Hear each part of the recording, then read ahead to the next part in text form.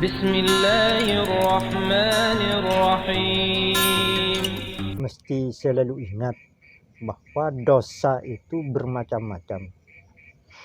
Secara garis besar dosa itu ada 3 macam.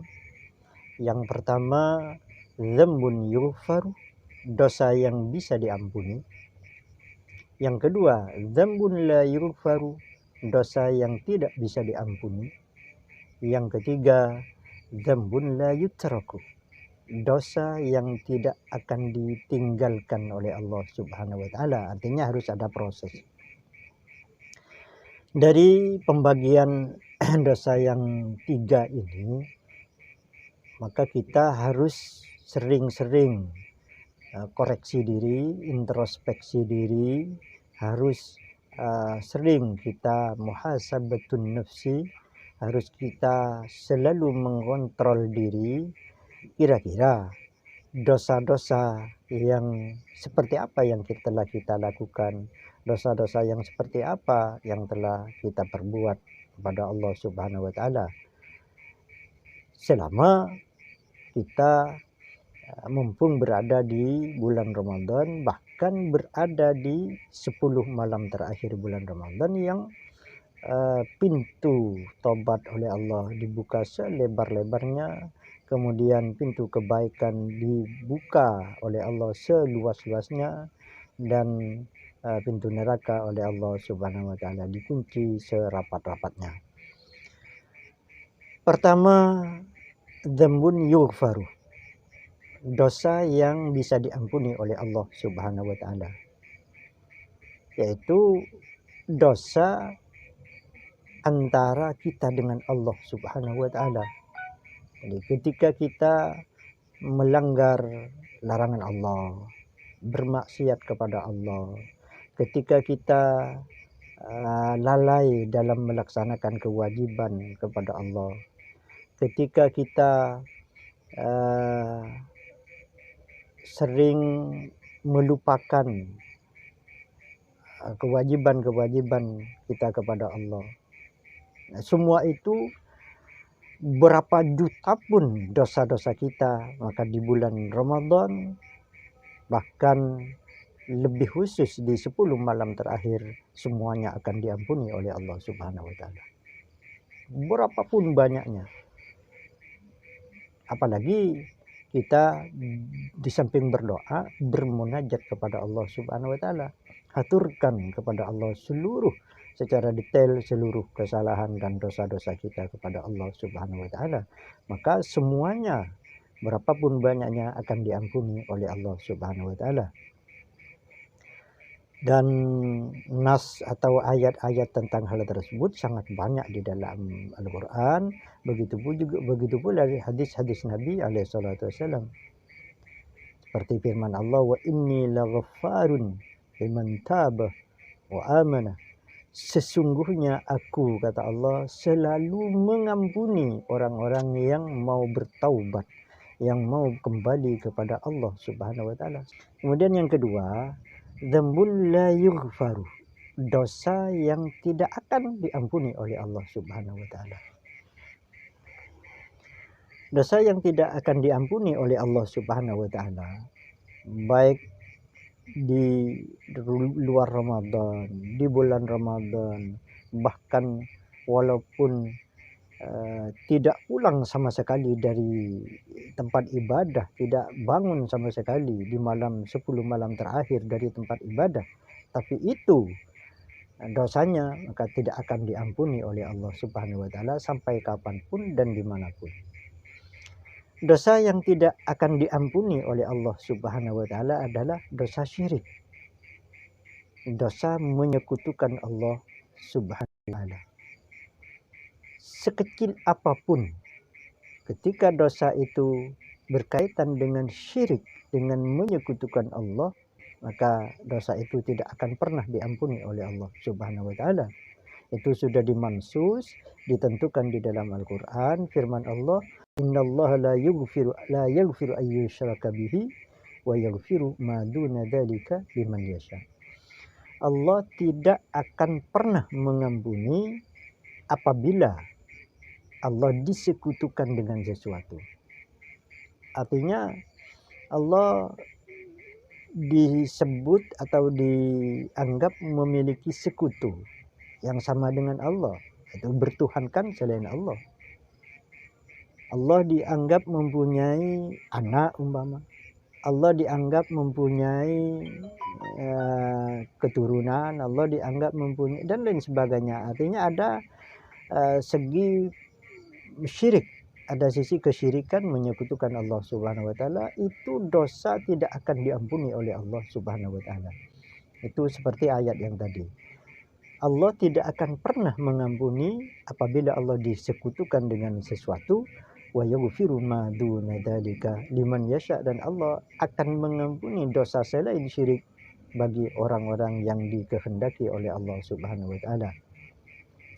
Kemudian sabda Nabi alaihi salatu wasallam ketika Nabi bertanya pada Mu'ad, "Ata'rifu ya Mu'ad ma haqqullah 'alal 'ibadi wa ma haqqul 'ibadi 'ala Allah?"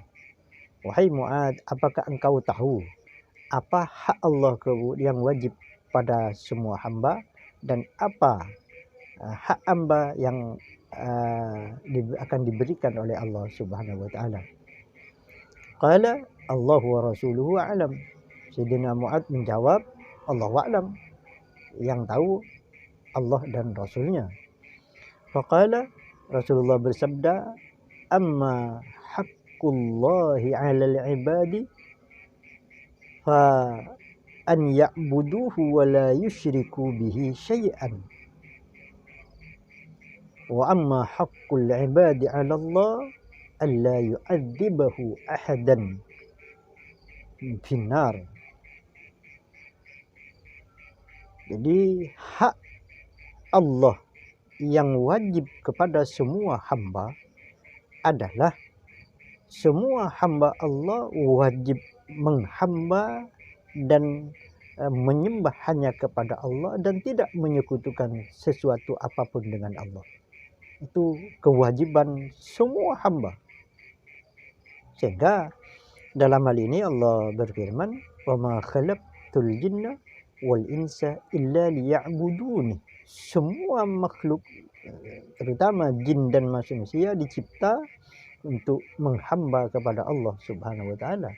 Jadi abdun semua hamba Allah Subhanahu wa taala, sehingga apabila di dalam penghambaan itu manusia menghamba pada Allah tapi masih menyelipkan sesuatu yang disekutukan dengan Allah dalam hal apapun, maka berarti itu sudah tidak memenuhi kewajiban kepada Allah Subhanahu wa taala. Jadi umpama ada orang menyembah Allah dengan salat umpama, ketika di dalam salatnya masih terselip sesuatu selain Allah Subhanahu wa taala, maka itu sudah masuk pada pintu syirik. Seperti salat karena sesuatu, karena orang, karena itu sudah masuk di wilayah syirik kepada Allah Subhanahu wa taala. Maka semuanya harus diupayakan untuk ikhlas, untuk mukhlis lillahi ta'ala, untuk hanya karena Allah Subhanahu wa taala semuanya. Kemudian yang ketiga, dosa itu dzambun la yutrak, dosa yang tidak akan ditinggalkan, tidak akan dibiarkan oleh Allah Subhanahu wa taala begitu saja. Artinya bisa diampuni juga bisa tidak diampuni. Jadi yang pertama dosa yang diampuni, yang kedua tidak akan pernah diampuni, yang ketiga tidak dibiarkan. Artinya bisa diampuni dan atau bisa tidak diampuni. Nah, dosa apa? Dosa-dosa tersebut yaitu dosa yang berkaitan dengan hak orang lain. Seperti kezaliman, ada orang menzalimi orang lain. Itu tidak dibiarkan oleh Allah. Artinya akan diampuni kalau diadakan saling maaf. Akan diampuni oleh Allah apabila yang memiliki, yang dizalimi memaafkan. Akan diampuni oleh Allah apabila yang mempunyai hak ya memaafkan. Itu dosa-dosa yang berkaitan dengan orang lain itu tidak dibiarkan oleh Allah, bisa diampuni kalau dengan syarat, dan bisa tidak diampuni kalau juga. Seperti dalam sabda Nabi alaihissalatu wassalam, Nabi bersabda, "Man kana inda akhihi madlamatun falyatahallalha qabla an la yakuna dinarun wala dirhamun." Siapapun yang memiliki kezaliman terhadap saudaranya, maka sekarang mintalah atau carilah kehalalannya. Artinya minta maaf sebelum pintu maaf ditutup oleh Allah Subhanahu wa taala, yaitu sebelum dia meninggal. Sebelum meninggal. Itu dicari halalnya. Sehingga di bulan Ramadan ini sangat besar peluang yang diberikan oleh Allah Subhanahu wa taala untuk kita saling maaf agar dosa-dosa kita diampuni oleh Allah Subhanahu wa taala.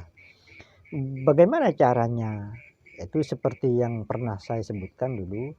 Sebelum kita tidur malam ini, langsung berikrar kepada Allah, ya Allah, semua orang yang memiliki kesalahan pada saya ampuni. Apa harapannya? Harapannya agar orang lain bisa berbuat seperti itu.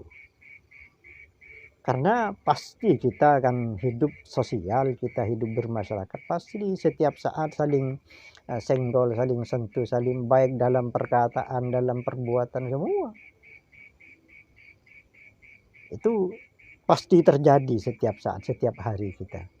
Artinya banyak sekali kesalahan kita kepada sesama manusia, sesama teman, sesama saudara, sangat banyak kesalahan-kesalahan atau dosa-dosa kita. Nah, dosa-dosa seperti itu tidak dibiarkan oleh Allah, tapi akan diampuni kalau apabila kita dimaafkan atau minta maaf dan memaafkan orang lain.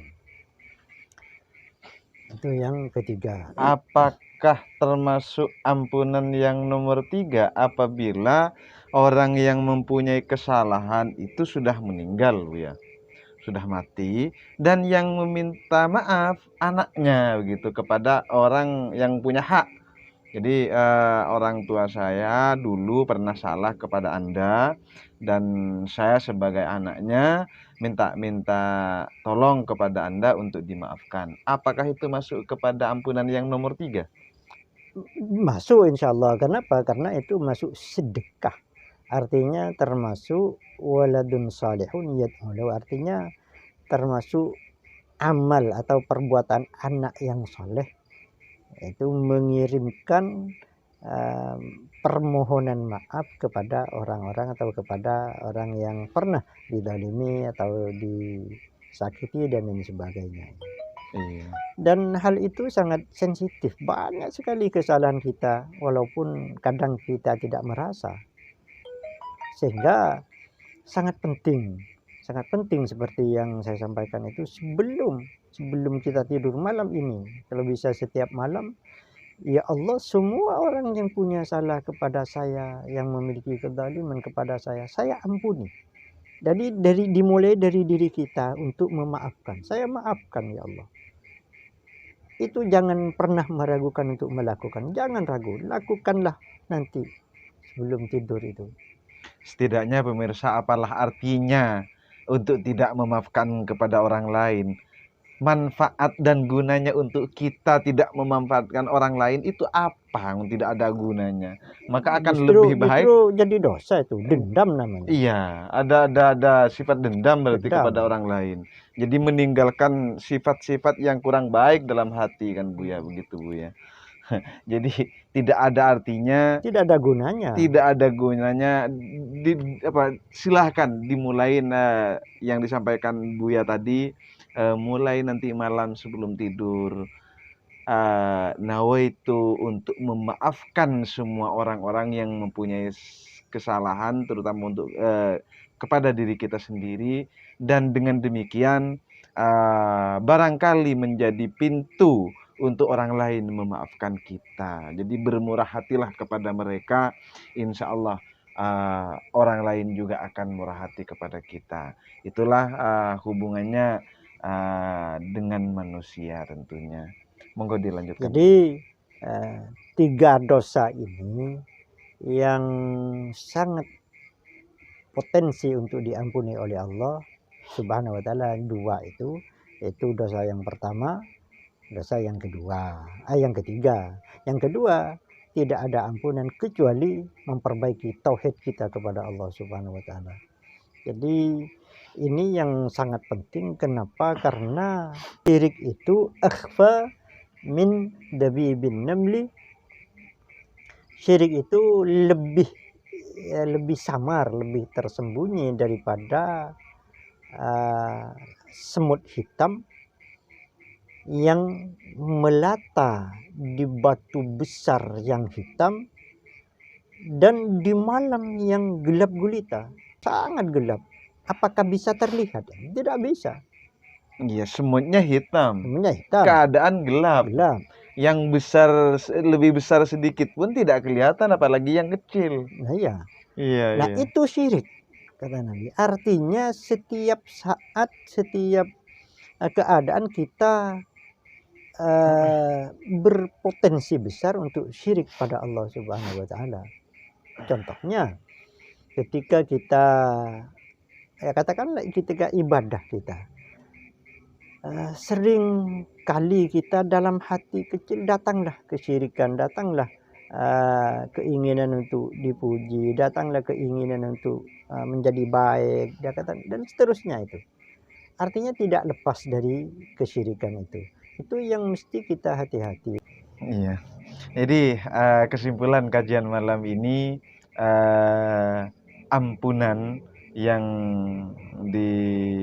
berada di judul yaitu ampunan kecuali apa saja. Maka yang pertama yang memang diampunin oleh Allah karena kesalahan kita kepada Allah. Yang kedua, ini dosa yang tidak diampuni. Jadi yang kedua, dosa yang tidak diampunin seperti misalkan syirik kepada Allah karena Allah tidak mau disekutukan.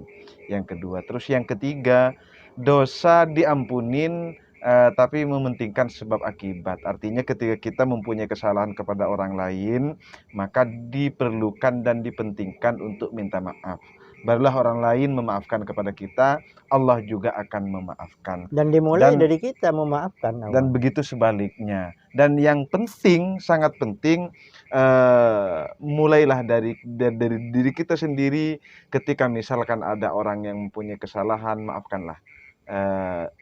Utamanya nantilah niatkan yang sedalam-dalamnya, semua orang yang mempunyai salah kepada kita, saya ampunin, saya maafkan semua dosa orang lain begitu, diniatkan. Dan orang yang terbaik adalah orang yang memberi maaf.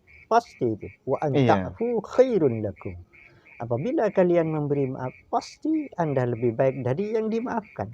Karena mempunyai kelapangan dada, berarti kan, besar pasti hati. Lebih baik daripada orang yang diberi maaf. Iya pemirsa, kalau pemirsa sering mendengar kalimat berusaha dan tawakal, maka ayo kita rubah tanpa kalimat penghubung jadi berusaha tawakal gitu. Artinya kita lebih kepada tawakalnya, tidak kepada urusan duniawinya, tidak kepada berusaha pekerjaannya. Jadi kalau berusaha dan tawakal, maka itu ada dua-duanya begitu. Bekerja baru tawakal. Sekarang kalimat penghubung ayo kita buang, dannya itu buang, jadikanlah berusaha tawakal. Kita yakinlah kepada Allah, tawakalnya kepada Allah, berserah diri kepada Allah. Demikian pemirsa kajian channel Catatan Sang Kiai malam ini. Saya akhiri dulu, ketemu lagi insyaallah besok malam. Assalamualaikum warahmatullahi wabarakatuh.